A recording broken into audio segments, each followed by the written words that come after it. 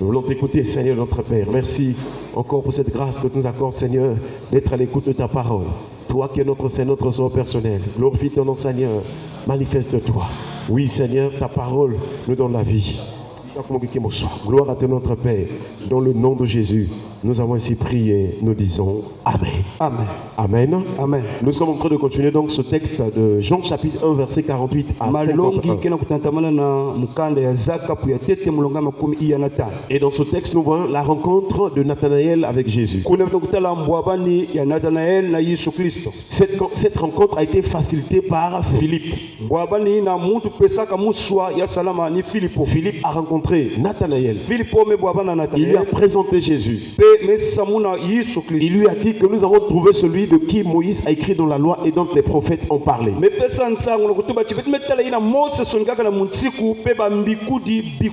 Jésus-Christ de Nazareth, fils de Joseph. Et Philippe a posé la question à Nathanaël a posé la question à Philippe. Peut-il venir de Nazareth quelque chose de bon? Philippe a dit à Nathanaël, viens et vois. Est-ce qu'on peut acclamer le Seigneur? Voilà encore, chers frères et sœurs, lorsque nous évangélisons, ce n'est pas à nous de faire tous les efforts possibles. Mais nous avons à inviter, tout en étant rassurés que s'il vient à Jésus va transformer sa vie. Toi qui évangélises, tu dois en être assuré de la toute puissance du nom de Jésus. Lorsque tu invites les autres, lorsque tu parles de Jésus aux autres, n'oublie pas de leur dire, viens et tu verras, viens et tu vas voir, car Jésus est capable de changer ta vie, de te restaurer, quels que soient les problèmes que tu traverses. Si tu viens à Jésus, ça va changer, ça marchera. Est-ce qu'on peut acclamer le Seigneur? Et c'est comme ça que Nathanaël est arrivé. Dès qu'il se rencontre avec Jésus, déjà Jésus regarde en Nathanaël quelqu'un qui n'avait pas de fraude. Jésus dit, voici un Israélite dans lequel il n'y a pas de fraude. Ce n'est pas que Nathanaël n'avait jamais péché, non. Mais il avait un cœur prédisposé pour accepter et croire les choses de Dieu. Oui, chers frères et sœurs, quand nous nous approchons de Dieu, quand nous venons à Jésus, la première des choses, Dieu voit les intentions, il voit l'état de notre cœur. Est-ce que nous sommes prêts à recevoir? Est-ce que nous croyons à la vérité? Est-ce que nous croyons que le Seigneur c'est lui qui peut tout? Voilà pourquoi quelques instants, lorsque Jésus parle à Philippe, il lui dit que voici cet Israélite dans lequel il n'y a point de fraude. Philippe lui pose la question. Plutôt Nathanaël voyait les choses physiquement, mais Jésus parlait des choses spirituelles. Jésus voulait montrer que Nathanaël était disposé à entrer au ciel, c'est-à-dire à recevoir, à croire les choses qui viennent de Christ. Car même ceux qui ont vécu du temps de Jésus, physiquement, même s'ils ne pouvaient pas croire à la personne de Jésus, mais Jésus leur disait, croyez seulement, croyez du moins à cause de ses œuvres. Alléluia. Amen. Et nous voyons, chers frères et sœurs, Nathanaël va poser la question à Jésus en disant, d'où me connais-tu? Lui dit Nathanaël.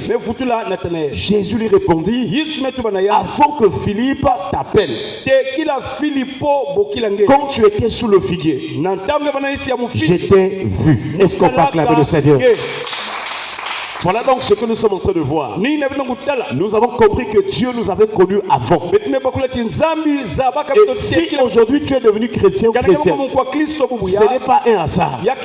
Tu es seulement rentré dans le plan que Dieu a tracé pour toi. Tu es rentré dans les desseins de l'Éternel. Car lorsque j'allais dire lorsque Ésaü et Jacob étaient en train de naître, Dieu déjà dans son plan, dans les desseins de l'Éternel, il avait déjà choisi. La Bible déclare qu'afin que l'élection des desseins de l'Éternel, les desseins de l'Éternel s'accomplissent, sans pourtant que cela dépende ni d'un homme ni de qui que ce soit, et que cela ne dépend que de Dieu seul. Il a été dit, j'ai choisi Jacob, j'ai aimé Jacob et j'ai haï Ésaü, avant que les enfants ne puissent même commettre le péché. Ils n'avaient pas encore péché, mais l'élection de Dieu, les desseins de l'Éternel, Dieu avait prévu que c'est Jacob, ou c'est par Jacob qu'il va continuer la promesse. Et c'est Jacob, chers frères et sœurs, qui a été co-héritier avec Isaac de la promesse que l'Éternel avait faite. Est-ce qu'on peut acclamer le Seigneur? C'est comme ça, bien aimé le Seigneur. Et en ce moment-là, on peut dire à Dieu, mais pourquoi il a fait comme ça? Il est souverain. Il fait tout ce qu'il veut. C'est lui seul qui connaît les cœurs. Vous pouvez être d'une même famille, mais ceux qui ont été choisis, c'est ceux-là qui entreront. Et maintenant que tu es en train de voir la parole, tu crois la parole de Dieu, tu dois comprendre ces choses. Dans une même famille, il y aura de ceux qui vont croire, il y aura de ceux qui ne vont pas croire. Dans un même endroit, il y aura de ceux qui vont accepter Jésus de Nazareth, mais il y aura de ceux qui vont le régner. Chers frères et sœurs, ça fait partie aussi des desseins de l'Éternel. Mais ce qui compte pour nous, ce n'est pas d'être du côté des Ésaü, ce n'est pas être du côté de ceux qui rejettent, mais c'est de bénir l'Éternel, c'est de dire merci au Seigneur parce qu'il nous a choisis avant, il nous a fait grâce d'être comptés parmi ceux qui vont entrer, ceux qui sont dans les desseins de l'Éternel, car l'Éternel les a connus d'avance et il les a prédestinés à être semblables à l'image de son Fils, afin que son Fils soit le premier-né de beaucoup de frères. Est-ce qu'on peut acclamer le Seigneur? En ce moment-là, Nathanaël est rentré dans le couple. Et Jésus commence à lui dire des bonnes choses. Ce qui est bien, chers frères et sœurs, Nathanaël avait la foi. Lorsque Jésus lui a parlé ainsi, Nathanaël répondit, Rabbi, Rabbi, tu es le Fils de Dieu, tu es le roi d'Israël. Nous comprenons que Jésus savait déjà que Nathanaël va arriver à ce point-là, parce que son cœur était disposé. Une personne qui était sous le feu, mais qui commence à croire, qui commence à accepter à l'instant. Mon frère, ma soeur, quand tu viens à l'église, quand tu viens écouter la parole, Dieu t'attend à ce niveau-là. Même si tu as fait beaucoup d'années, même si tu pries depuis longtemps, Dieu veut voir à l'instant où tu écoutes la parole, quel est l'état de ton cœur. Est-ce que tu as la foi? Est-ce que tu crois cette parole que c'est la vérité? Il t'attend là. Et Nathanaël, à l'instant, il n'a plus raisonné.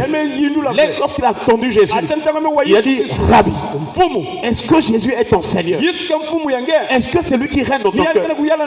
Est-ce que tout ce que Jésus te dit, c'est ce que tu acceptes? Malheureusement, frères et sœurs, il y a beaucoup de chrétiens qui n'ont pas cédé d'autres parties de leur cœur à Jésus. Ils croient momentanément, ils croient en partie, ils ne veulent pas donner totalement le cœur. Ils attendent des prédications qui leur satisfait. Les prédications qui leur satisfont, c'est ce qu'ils aiment. Dès qu'on touche à un péché, ils se fâchent, ils sont contre le prédicateur. Il regarde des mauvais œil l'orateur. Chers frères et sœurs, si tu as encore ces habitudes, ces choses, tu es toujours sous le figuier. Est-ce qu'on peut acclamer le Seigneur? Mais Nathanaël, étant sous le figuier, Jésus l'a rencontré et il a cru en Jésus. Laisse son cœur que Jésus règne, que Jésus seul soit ton rabbi, qu'il soit ton rabbi. Est-ce que tu crois qu'il est le Fils de Dieu? Est-ce que tu crois que Jésus est un avec le Père? Ce fait de le Père est en lui. Est-ce que tu crois que quand tu crois en Jésus, c'est en Dieu que tu as cru? Qui est Jésus pour toi? Comment acceptes-tu Jésus? Comment vois-tu Jésus? Dans ce monde pervers, où là, dans ce monde chacun choisit son Dieu. Des religions choisissent leur Dieu. Il y en a aussi de celles qui ont fait beaucoup de dieux, des faux dieux, des dieux étrangers. Chers frères et sœurs, j'aimerais te rappeler, il n'y a qu'un seul Dieu, le Dieu Tout-Puissant, qui est le Père éternel. Et quand il est venu dans le monde, il s'est révélé dans son Fils Jésus-Christ. Si tu crois au Fils, tu as la vie. Alléluia. Quelle est ta foi? Pourquoi tu vas de gauche à droite? Pourquoi tu vas vers les animistes? Pourquoi tu vas vers ceux qui font des pratiques? Jésus-Christ est la parole. Dieu est la parole. Le signe que tu es dans la bonne voie, le signe que tu es dans la vérité, c'est de croire qu'à la parole. Pas autre chose. Pas d'autres croyants. Pas en des esprits des ancêtres. Non, chers frères et sœurs. Tu dois croire en la parole pure. C'est cette parole qui a créé toutes choses. Oui, chers frères et sœurs. Le signe que tu as la foi, c'est de croire que tout ce que nous voyons visiblement, tout ce que nous voyons de nos yeux, n'a pas été fait par des choses visibles, mais ça a été fait par le Dieu invisible. Est-ce qu'on parle là? Nous sommes en train de voir que signifie le figuier. Dans la Bible, il y a plusieurs significations. Et la première, c'est dans Genèse chapitre 3. Là où la Bible nous montre que lorsque Adam et Ève ont péché, alors ils voulaient se couvrir. Ils voulaient couvrir leur nudité. La Bible déclare que les yeux de l'un et de l'autre s'ouvrirent. Ils connurent qu'ils étaient nus. Et ayant cousu les feuilles de figuier, ils s'enfirent des ceintures. Il y a beaucoup de gens qui ont des ceintures de figuier. Et vous allez remarquer qu'ils ont pris des feuilles. Ils n'ont pas pris des branches de figuier.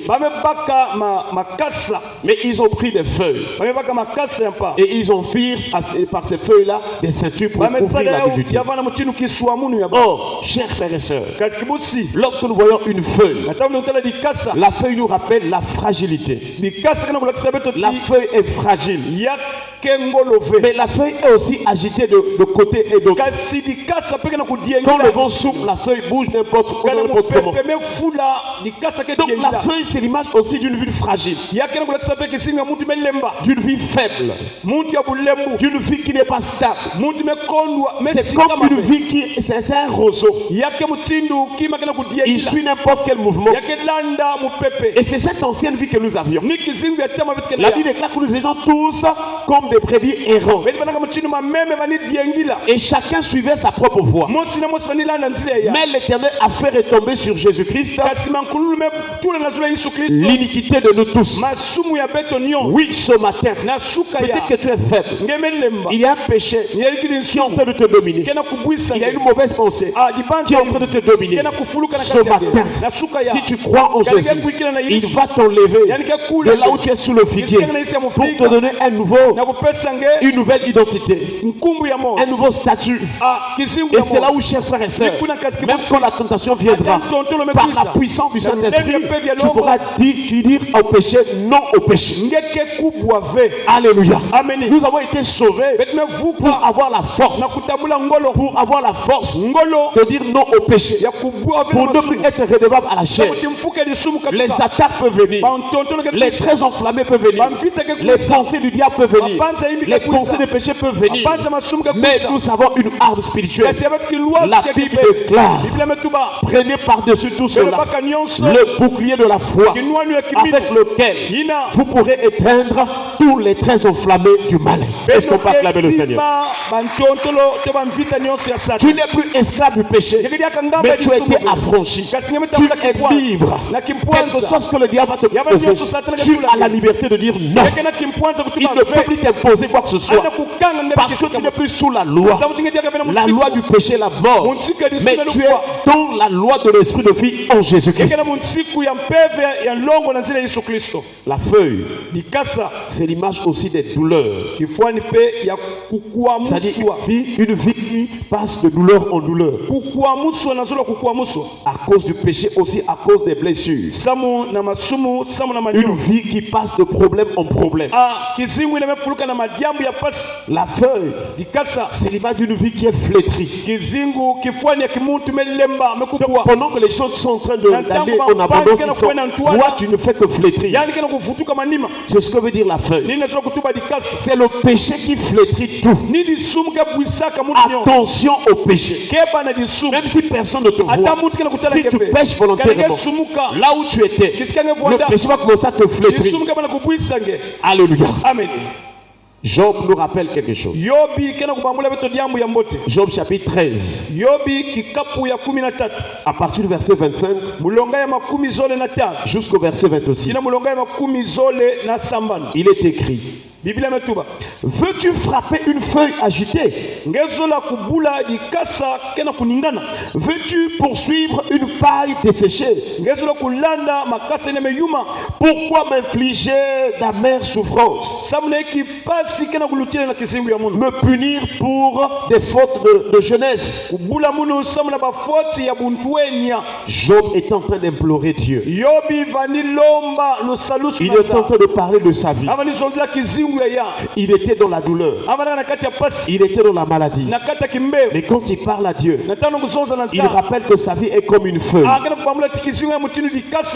Chers frères et sœurs, donc nous voyons, lorsque Adam et se sont fait des feuilles de figuier, c'était pour demeurer dans cette vie charnelle, cette vie fragile. Beaucoup de chrétiens aussi sont comme là. Malgré que Jésus a tout accompli, dans leur pensée, il revient toujours en arrière. Ils pensent qu'ils doivent toujours être faits. Ils n'ont pas d'objectif. Ils n'ont pas de but à atteindre.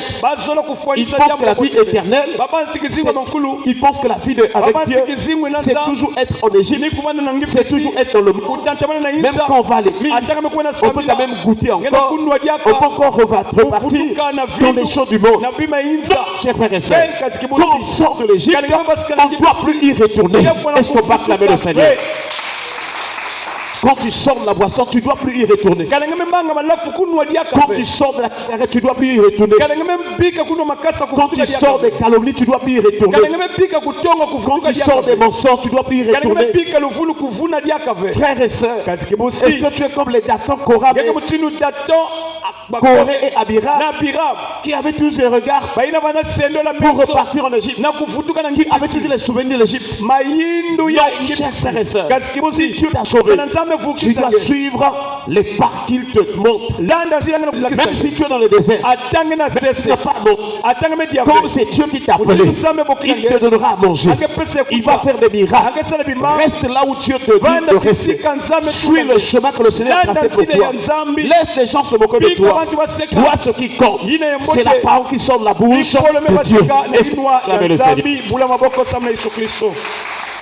Notre prière ce matin, que Dieu nous pardonne toutes les fois que nous avons voulu rester sous le figuier.